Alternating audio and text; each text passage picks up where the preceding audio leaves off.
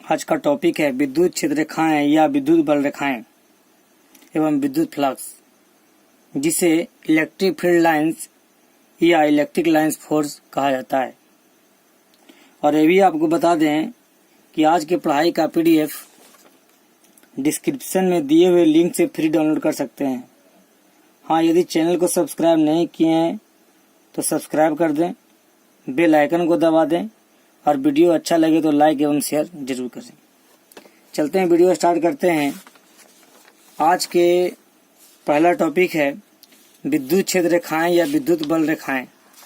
तो पहले हम जान लेते हैं विद्युत क्षेत्र रेखाएं या विद्युत बल रेखाएं के पहले एक आता है काल्पनिक लाइन। काल्पनिक का मतलब होता है इमेजिनरी, यानी कि इमेजिनरी लाइन यानी कि काल्पनिक लाइन, जिसे को बोलते हैं आभासी लाइन। तो जैसे डॉटेड लाइन से रहेगा इसको बोलते हैं काल्पनिक। एक आप लोग को शब्द जानना है वक्र, इसे बोलते हैं कर्व। जैसे कि यदि आप लोग को टेढ़ा मेढ़ा रहेगा इसको बोलते हैं वक्र, यानी कि टेढ़ी रेखा को हम लोग वक्र रेखा कहते हैं। तो कहा जाता है विद्युत क्षेत्र रेखाएं या विद्युत बल रेखाएं क्या है? वैसी काल्पनिक अथवा वक्र रेखाएं। कहा जाता है वैसी काल्पनिक अथवा वक्र रेखाएं जो विद्युत क्षेत्र की दिशा को बताता है। जैसे प्लस में विद्युत क्षेत्र बाहर की होता है और माइनस में विद्युत क्षेत्र अंदर की होता है। तो कहा जाता है वैसी काल्पनिक अथवा वक्र रेखाएं, यानी कि वक्र का मतलब आप लोग को टेढ़ा होता है। जैसे पॉजिटिव है निगेटिव है, पॉजिटिव से निकलकर निगेटिव की ओर जाता है तो आप लोग का कर्व लाइन होता है। तो वैसी काल्पनिक अथवा वक्र रेखाएं जो विद्युत क्षेत्र की दिशा को प्रदर्शित करता है उसे विद्युत क्षेत्र रेखाएं या विद्युत बल रेखाएं कहा जाता है। जैसे इसमें देखिए लिखा हुआ है वैसी काल्पनिक अथवा वक्र रेखाएं जो विद्युत क्षेत्र की दिशा को प्रदर्शित करता है उसे विद्युत क्षेत्र रेखाएं या विद्युत बल रेखाएं कहा जाता है। ये जो आप देख रहे हैं काल्पनिक है और ये जो देख रहे हैं वक्र है जो विद्युत क्षेत्र की दिशा को बता रहा है। ये बता रहा है कि धनावेश से निकलकर आगे की ओर बढ़ रही है, यह बता रहा है कि ऋणावेश है जो अंदर की ओर जा रही है। इसमें बता रहा है धनावेश बाहर की ओर, ये भी धनावेश है। दो समान धनावेश का विद्युत क्षेत्र रेखाएं इस प्रकार से उत्पन्न होती है। ये आप लोग का VVI क्वेश्चन है, ये 2017 के एग्जाम में आप लोग का पूछ चुका है। धनावेश में बाहर की ओर, ऋणावेश मध्यम की ओर, अंदर की ओर। विद्युत क्षेत्र रेखाएं क्या है? वैसी काल्पनिक अथवा वक्र रेखाएं जो विद्युत क्षेत्र की दिशा को प्रदर्शित करता है उसे विद्युत बल रेखाएं या विद्युत क्षेत्र रेखाएं कहा जाता है। Q1 इज ग्रेटर देन 0 का मतलब समझना है कि Q1 का मान शून्य से बड़ा है। जब शून्य से एक पॉइंट भी बड़ा हो जाता है तो एक पॉजिटिव हो जाता है। ये दोनों चार्ज जो पॉजिटिव है, और जब एक चार्ज पॉजिटिव रहता है और एक चार्ज निगेटिव रहता है तो विद्युत क्षेत्र रेखाएं धन आवेश से प्रारंभ होती है और ऋण आवेश पर समाप्त होती है। धनावेश से निकलकर ऋणावेश क्यों जाती है, धनावेश से निकलकर ऋणावेश क्यों जाती है, लेकिन ऋणावेश से निकलकर धनावेश की ओर नहीं जाती है। लेकिन ये दोनों जो आप आवेश देख रहे हैं प्लस Q1 है प्लस Q2, ये दोनों के बीच में अगर एक पॉइंट रख दिया जाए इसे हम लोग बोलते हैं न्यूट्रल पॉइंट। ये पॉइंट न्यूट्रल कब होगा? जब दोनों आवेश का परिमाण एक समान हो। यदि ये 2 कूलाम का हो तो ये भी 2 कूलाम का हो तो इसके मध्य बिंदु में यदि कोई पॉइंट रखा जाए, उस पॉइंट वो यदि उस मध्य बिंदु के पॉइंट को हम लोग उदासीन बिंदु कहेंगे। लेकिन यदि जो आवेश कम रहेगा उस और उदासीन बिंदु है जो गति करना शुरू कर देगा, यानी कि जो आवेश कम रहेगा उस और यह पॉइंट है जो मोशन में आ जाएगा, यानी कि उदासीन न रह करके यह पिंड है जो इधर की ओर है जो आकर्षित होना शुरू हो जाएगा। ये सब आप लोग का पॉइंट ध्यान रखना है। अब हम चलते हैं नेक्स्ट गुण है, नेक्स्ट बात करते हैं। नेक्स्ट टॉपिक है विद्युत बल रेखाएं के गुण, यानी जिसे हम लोग बोलते हैं विद्युत बल रेखाएं के गुण क्या है। विद्युत बल रेखाएं के गुण में जानते हैं, पहला पॉइंट याद रखना है कि विद्युत बल रेखाएं धन आवेश से प्रारंभ होती है और ऋण आवेश पर समाप्त होती है। दूसरा पॉइंट याद रखना है विद्युत बल रेखाएं कभी भी एक दूसरे को काटती नहीं है। प्लस से निकलेगा माइनस में जाएगा, कभी भी एक दूसरे को काटती नहीं है। पहला धन आवेश से निकलेगा ऋण आवेश की हो जाएगा, कभी भी एक दूसरे को काटती नहीं है। तीसरा पॉइंट आपको याद रखना है कि विद्युत बल रेखाएं की दिशा में आगे बढ़ने पर विभव का मान घटता है। जैसे जो आप लोग देख रहे हैं ये प्लस क्यू है, यदि इसके आगे की ओर बढ़ते हैं विद्युत क्षेत्र की दिशा में आगे बढ़ते हैं, ये पॉइंट ए है, ये पॉइंट आप लोग का बी है, ये इसे भी ए कहते हैं, इसे भी बी कहते हैं, इसे भी सी कहते हैं। तो भी ए इज ग्रेटर देन भी बी इज ग्रेटर देन भी सी, भी ए इज ग्रेटर देन भी बी इज ग्रेटर देन भी सी, यानी कि जैसे जैसे आगे बढ़ेगा विभव का मान घटेगा। तो ध्यान से निकलता ऋण आवेश क्यों जाता है, विद्युत बल रेखाएं धन आवेश निकलती है, ऋण आवेश क्यों जाती है, विद्युत बल रेखाएं कभी दूसरे को प्रतिच्छेद नहीं करती है। विद्युत बल रेखाएं जब आगे बढ़ने पर विभव का मान घटता है। चौथा पॉइंट याद रखते हैं, विद्युत बल रेखाएं आप लोग को बंद वक्र पथ का निर्माण नहीं करती है, यानी कि बंद लूप का निर्माण नहीं करती है, क्योंकि पॉजिटिव चार्ज है, ये निगेटिव चार्ज है, पॉजिटिव से निगेटिव की ओर जा करके न्यूट्रल हो जाता है या स्थिर हो जाता है, आगे की ओर नहीं बढ़ता है। जब ये आगे गया, पॉजिटिव से गया निगेटिव की ओर गया, ही यहाँ रुक जाता है, और जब चक्र चलाएगा तब बंद पथ का निर्माण करेगा। लेकिन चक्र न चलाकर पॉजिटिव से निगेटिव को जाकर स्थिर हो जाता है, यही कारण बंद लूप का निर्माण नहीं करता है। इसी प्रकार से बहुत सारे पॉइंट है, आइए देखते हैं। मैंने अभी आपको बताया कि विद्युत बल रेखाएं धन आवेश से प्रारंभ होती है और ऋण आवेश पर समाप्त होती है। जैसे इसमें आप लोग देख रहे हैं प्लस से निकला माइनस की ओर चला गया। विद्युत बल रेखाएं बंद लूप का निर्माण नहीं करती है। तो जैसे मैंने आप लोगों को बताया कि विद्युत बल रेखाएं बंद लूप का निर्माण नहीं करती है, क्योंकि पॉजिटिव से निकलकर निगेटिव कर जाता है। तो जब ये पॉजिटिव से निकलकर निगेटिव की गया, निगेटिव है जो फिर पॉजिटिव की रहेगा, तब ये बंद लूप का निर्माण करेगा। लेकिन यह पॉजिटिव से जाकर निगेटिव की जाकर के स्थिर हो जाता है, यही कारण है जो बंद लूप का निर्माण नहीं करता है। विद्युत बल रेखाएं की दिशा में आगे बढ़ने पर विभव का मान घटता है।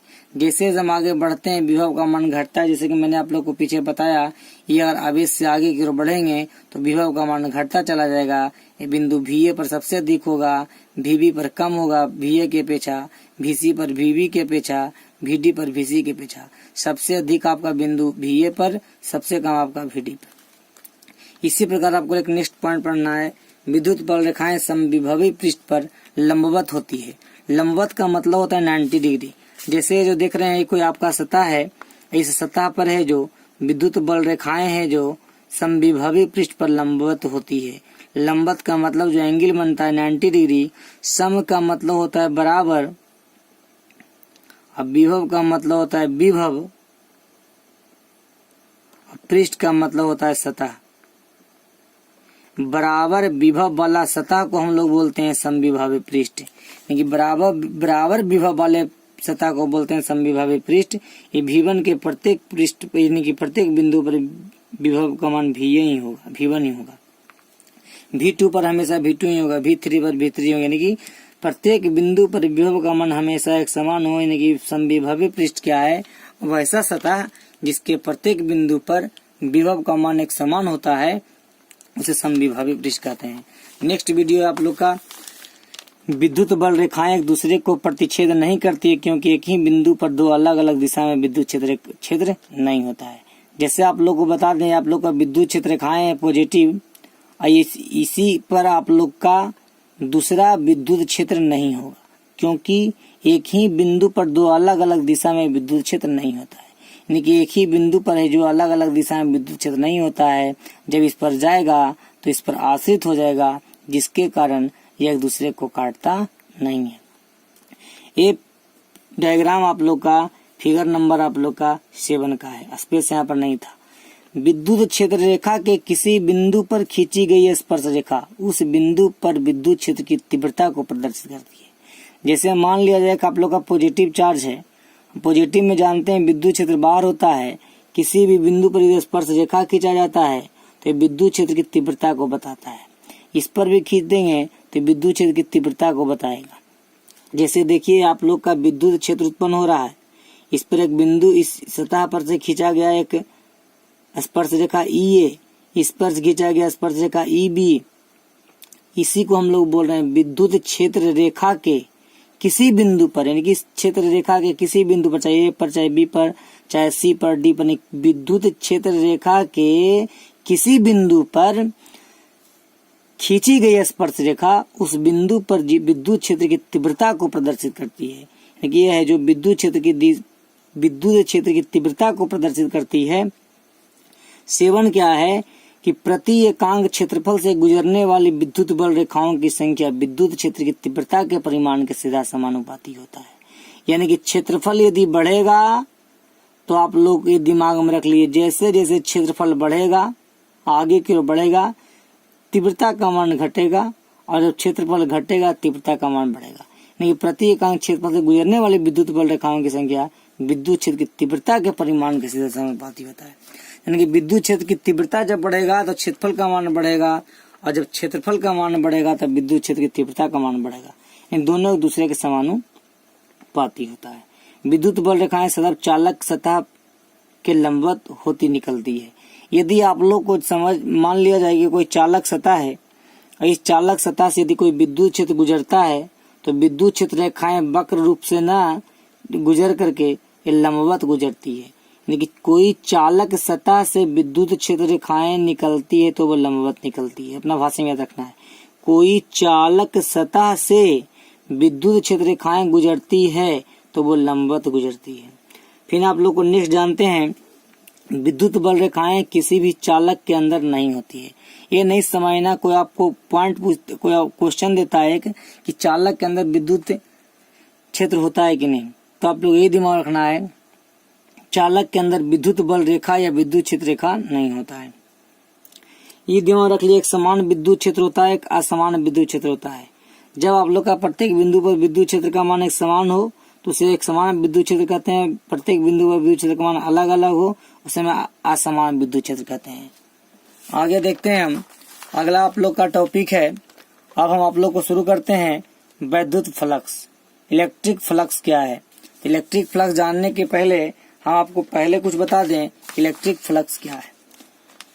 जैसे कहा जाता है किसी सतह के लंबवत गुजरने वाली, जैसे कोई सतह है इसके लंबवत गुजरने वाली, लंबवत का मतलब होता है 90 डिग्री, इस प्रकार से ना गुजर करके इस प्रकार से यदि समझ में नहीं आ रहा लंबवत, तो आप समझिए कोई सतह है इसके लंबवत गुजरने वाली, लंबवत का मतलब 90 डिग्री होता है, लंबवत गुजरने वाली विद्युत क्षेत्र रेखाएं की संख्या को विद्युत फ्लक्स कहा जाता है। फिर सुनिए, किसी सतह के लंबवत गुजरने वाली विद्युत बल रेखाएं की संख्या को विद्युत फ्लक्स कहा जाता है। जैसे आप देखिए, ये कोई आप लोग का सतह है, इस सतह के क्षेत्र को हम लोग डीए से बोलते हैं, ऐसे गुजरने वाला विद्युत क्षेत्र को हम लोग वेक्टर जी बोलते हैं। तो हम लोग बोल सकते हैं अल्प सतह के क्षेत्रफल एवं उस अल्प सतह से गुजरने वाले विद्युत क्षेत्र के अदिश गुणनफल को विद्युत फ्लक्स कहते हैं, जिसे प्राय फाई द्वारा सूचित किया जाता है। आगे आप लोग का नेक्स्ट है पॉइंट कि विद्युत फ्लक्स का सही मात्रक क्या है, विद्युत फ्लक्स का बीमा क्या होता है। इसी प्रकार जानिए, यदि किसी भी पिंड के अंदर आवेश का मान यदि शून्य है, परिणामी आवेश का मान, तो विद्युत फ्लक्स का मान भी शून्य होगा। विद्युत फ्लक्स का मान सतह की आकृति और आकार से स्वतंत्र होता है। यदि मान लिया 5 कूलम आवेश है, यदि आप लोग का 2 कूलम आवेश है, इसकी त्रिज्या 3 सेंटीमीटर है, इसकी त्रिज्या 2 सेंटीमीटर है, तो आवेश जितना रहेगा उसका फ्लक्स का मान उतना अधिक होगा, आवेश जितना कम होगा उसका फ्लक्स का मान उतना ही कम होगा। यानी कि आवेश के मान पर निर्भर करता है विद्युत फ्लक्स। यदि कोई धन आवेश है तो विद्युत फ्लक्स विद्युत क्षेत्र बाहर की ओर होता है, और जब यह भी बाहर की ओर हो गया और यह भी बाहर की ओर हो गया, यानी कि सतह का क्षेत्रफल भी बाहर की ओर और विद्युत क्षेत्र भी बाहर की ओर, थीटा का मान 0 होता है। हम पढ़े हैं कि जब 2 सदिश की दिशा एक समान होता है तो उसके थीटा का मान 0 होता है, जब एक दूसरे के विपरीत होता है तो थीटा का मान 180 होता है। आइए अब बात करते हैं आगे क्या है। मैंने बताया किसी विद्युत क्षेत्र में स्थित, यानी किसी विद्युत क्षेत्र में स्थित किसी पृष्ठ से लंबवत गुजरने वाली विद्युत क्षेत्र रेखाओं की कुल संख्या को विद्युत फ्लक्स कहते हैं। तो किसी विद्युत क्षेत्र, तो किसी विद्युत क्षेत्र का मतलब एक समान विद्युत क्षेत्र या समान विद्युत क्षेत्र। जैसा कि मैंने यहाँ पर आपको बताया, इसे एक समान विद्युत क्षेत्र कहते हैं, इसे असमान विद्युत क्षेत्र कहते हैं। यानी कि किसी विद्युत क्षेत्र में स्थित किसी पृष्ठ से लंबवत गुजरने वाली, यानी कि स्थित कोई भी सतह से गुजरने वाली। जैसे आप लोग को चालक चाहे ऐसा भी हो सकता है, चाहे आप लोग का इस प्रकार से भी हो सकता है, यानी कि इसमें आप लोग का समान विद्युत क्षेत्र उत्पन्न होगा, इसमें एक समान विद्युत क्षेत्र उत्पन्न होगा, क्योंकि इसका एरिया एक समान है, यह असमान है। तो लंबवत गुजरने वाली विद्युत क्षेत्र रेखाएं की कुल संख्या को विद्युत फ्लक्स कहते हैं। इसको सीधा भाषा में याद रखना है। किसी सतह के लंबवत गुजरने वाली विद्युत बल रेखाएं की संख्या को विद्युत फ्लक्स कहा जाता है। या अल्प क्षेत्रफल और विद्युत क्षेत्र की तीव्रता। मैंने अल्प क्षेत्रफल आप लोग को बताया, जैसे ही पूरा इसका पूरा एरिया को हम लोग बोलते हैं, चाहे ए बोलेंगे या चाहे ए से बोलेंगे, ये पूरा से ना लेकर के हम लोग अल्प लिए, डीए लिए, डीए को बगल में लिख दिया गया डीए या डीएस। अल्प सतह के क्षेत्रफल, यानी कि हम लोग डी से ही सूचित क्यों करते हैं, हम लोग मैथ में पढ़ते हैं, एक अवकलन होता है जिसे हम लोग डिफरेंशिएशन कहते हैं, एक समाकलन होता है। छोटा निकालने के लिए हम लोग अवकलन करते हैं और बड़ा निकालने के लिए हम लोग समाकलन करते हैं।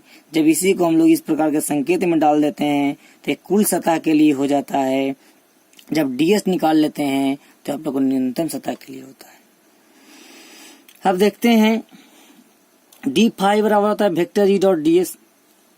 d5 बराबर vector E dot D S इसीलिए हुआ कि मैंने पढ़ा है अल्प सतह का क्षेत्रफल और विद्युत क्षेत्र की तीव्रता के अदिश का मतलब हो गया डॉट गुणन डॉट। पढ़े होंगे आप लोग vector A dot vector B बराबर ए बी cos थीटा, इसे हम लोग बोलते हैं अदिश गुणनफल। डॉट प्रोडक्ट को हम लोग बोलते हैं, यानी कि डॉट प्रोडक्ट को हम लोग बोलते हैं अदिश गुणनफल।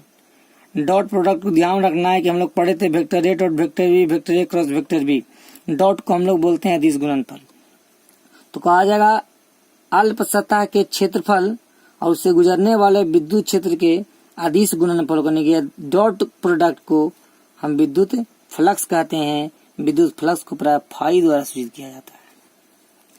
d5 बराबर होता है E D S cos theta. चूंकि मैं जानता हूँ vector A dot vector B बराबर होता है ए बी cos थीटा, इसलिए E D S cos theta हो गया। यह एक अदिश राशि क्योंकि यह डॉट प्रोडक्ट है।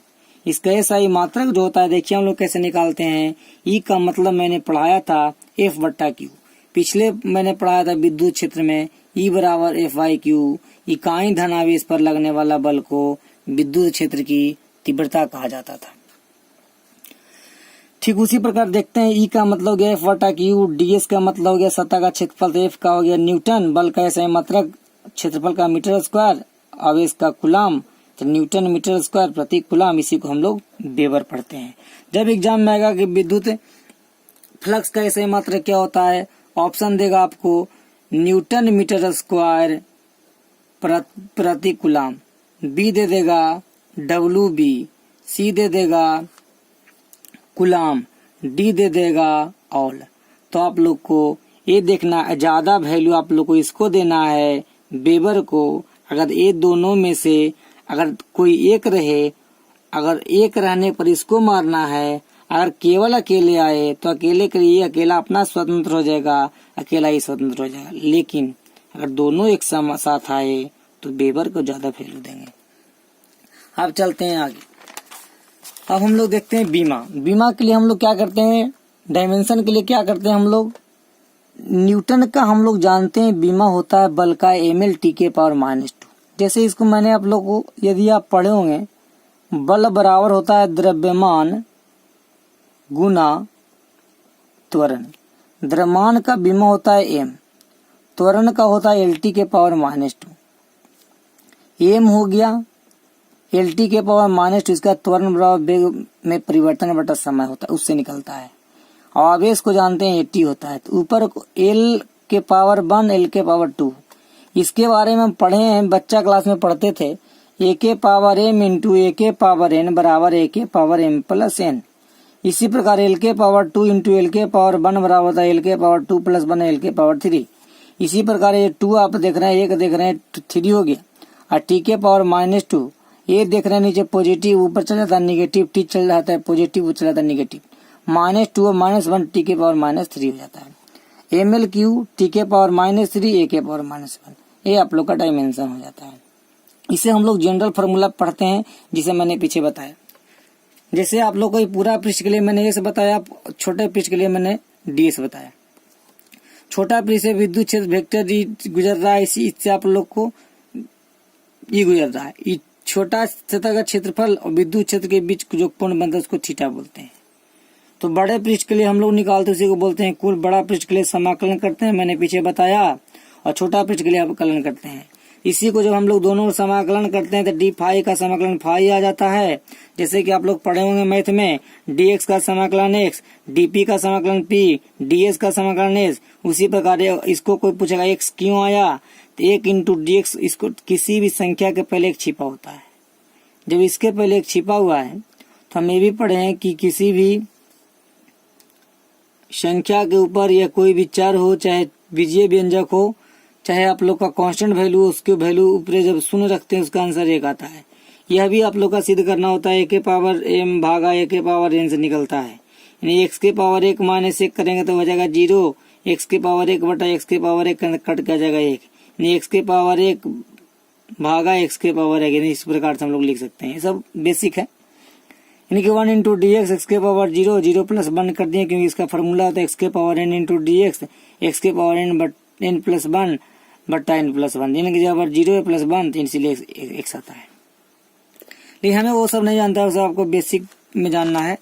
समाकलन मैथ में जब पढ़िएगा समाकलन आप लोगों को इसे जानना होता है, फिर भी आप लोग इधर बता दिए। तो आइए हम आपको बता दें, दोनों समाकलन किए थे, डी फाई का समाकलन फाई हो गया, ई डी एस कॉस थीटा का आ गया ई एस कॉस थीटा, क्योंकि डी एस का मैंने ये बताया एस डी एक्स का एक्स, इसलिए ये आपका कांस्टेंट था, अचर था, इसलिए अचर बाहर आ गया। डी एस का एस हो गया कॉस थीटा। अब देखिए फाई बराबर vector E dot E S, इसलिए लिखिए, मैंने पढ़ाया था vector A dot vector B बराबर ए बी कॉस थीटा। ठीक उसी प्रकार अगर वेक्टर ई डॉट एस रहता है तो हम लोग पढ़ते हैं E S cos theta. Vector E S cos theta को हम लोग इस प्रकार से लिख सकते हैं। खुला सतह के लिए इसको हम लोग ये होता है खुला सतह, इसको हम लोग पढ़ते हैं बंद सतह के लिए, इसे हम लोग पढ़ते हैं सर्किल ड्रा। सर्किल ड्रा यानी कि बंद सतह के लिए, अगर कोई बंद सतह से विद्युत फ्लक्स गुजरेगा तो सर्किल ड्रा फार्मूला लगाएंगे, अब बंद सतह से नहीं गुजरेगा सर्किल ड्रा नहीं लगाएंगे। ये सब आप लोग को ध्यान रखना है। हर कहीं पर पूछता है बंद सतह के लिए विद्युत फ्लक्स का मान कौन है, फार्मूला कौन है, दोनों फार्मूला दिया हुआ रहेगा। देखते हैं अब कुछ महत्वपूर्ण बिंदु है। मैंने जैसे कि आपको पीछे बताया, जब बल रेखाएं बंद सतह के बाहर हो, तो बंद सतह के बाहर यानी सीधा सीधे दिया कि जब धन आवेश हो तो विद्युत क्षेत्र बाहर होता है, जब बंद सतह के बाहर हो विद्युत क्षेत्र तो विद्युत फ्लक्स का मान धनात्मक होता है। यानी कि डी एस और वेक्टर ई दोनों का डायरेक्शन एक समान है, इसलिए मैंने एक फार्मूला पढ़ा है फाई बराबर E D S cos theta. जब E D S cos theta हमने पढ़ा है तो E D S cos theta जो हम लोग देख रहे हैं, कॉस 0 का वैल्यू 1 होता है क्योंकि दोनों का डायरेक्शन एक समान है। ई डी एस यह पॉजिटिव हो गया। इसी प्रकार मैंने देखा कि अब बंद सतह के अंदर हो तो ऋणात्मक होता है, यदि ऋण आवेश हो तो अंदर की ओर होता है विद्युत क्षेत्र और सतह का क्षेत्रफल बाहर होता है। दोनों के बीच विपरीत दिशा में एंगल बन रहा है 180 डिग्री, 180 का वैल्यू होता है माइनस।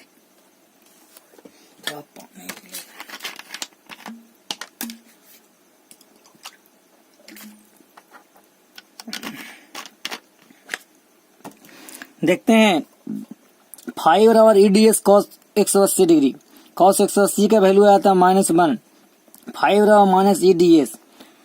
अब हम लोग क्या करते हैं, बंद सतह के अंदर परिणामी कुल आवेश का मान शून्य हो तो फ्लक्स का मान भी शून्य होता है। जैसा कि मैंने भी आप लोग को शुरू करने के पहले बताया, यदि अंदर का मान कुल आवेश का मान शून्य हो तो फाई भी शून्य होता है। इसी प्रकार यदि परिणामी पॉजिटिव क्यू है निगेटिव क्यू है, दोनों जब रिजल्ट इसका आता है शून्य तो इसका फाई शून्य हो जाता है। ठीक उसी प्रकार सतह के अंदर स्थित आवेश के परिमाण के सीधा समानुपाती होता है। मैंने भी आप लोग को बताया, किसी भी सतह के अंदर जितना अधिक आवेश होगा फ्लक्स का मान उतना ही अधिक होगा। ए है, ए बी है, इसके अंदर 3 कूलम आवेश है, इसके अंदर 5 कूलम आवेश है। फाई का विद्युत फ्लक्स अधिक होगा, इसलिए phi B great is phi A is less than phi B. जिधर मुंह बंद रहेगा उधर छोटा, जिधर मुंह खुला रहेगा उधर बड़ा। तो फाई ए का मान छोटा है फाई बी से, इसमें फाई बी का मान बड़ा है फाई ए से, दोनों का मतलब एक ही होता है। जिधर बड़ा उधर मुंह खोल देना, बस एक ही कंसेप्ट याद रखना है। जैसे हम लिखते हैं 5 और 3, इसमें मुंह कहाँ खुलेगा, इस ओर। लिखते हैं 3, इधर 5, इधर मुंह कहाँ खुलेगा, 5 ओर। यानी कि ये सब दिमाग में, जिधर बड़ा रहेगा उधर मुंह खुल जाएगा। सतह के आकार और आकृति से स्वतंत्र होता है। ये नहीं समझना है कि यह आपको 3 सेंटीमीटर त्रिज्या का वृत्त है और 5 सेंटीमीटर त्रिज्या का वृत्त है, तो इसके अंदर आपका फ्लक्स का मान अधिक होगा। डिपेंड करता है कि उसके अंदर आवेश क्या है, आवेश के परिमाण पर डिपेंड करता है। आप जानते हैं यदि विद्युत क्षेत्र सतह के लंबवत हो तो थीटा का मान 0 रखना है। एक कंसेप्ट आपको मान में रखना है। नोट्स को आप PDF लिंक से डाउनलोड करिएगा, पूरा अच्छा तरीके से उसमें बताया गया है। यदि विद्युत क्षेत्र सतह के समानांतर हो तो थीटा बराबर 90 डिग्री होता है। ये सब आप लोग को पॉइंट याद रखना है, कंसेप्ट है आप लोग का। आइए अब हम नेक्स्ट वीडियो जानेंगे विद्युत द्विध्रुव क्या है। विद्युत द्विध्रुव के कारण विद्युत क्षेत्र भिन्न भिन्न सतह पर ज्ञात करेंगे, एक्स अक्ष पर निरक्षीय तल पर। अब इसके बाद हम वीडियो को तेजी में आगे बढ़ाएंगे, उसके बाद शुरू करेंगे आप लोग को गॉस का नियम। That's all.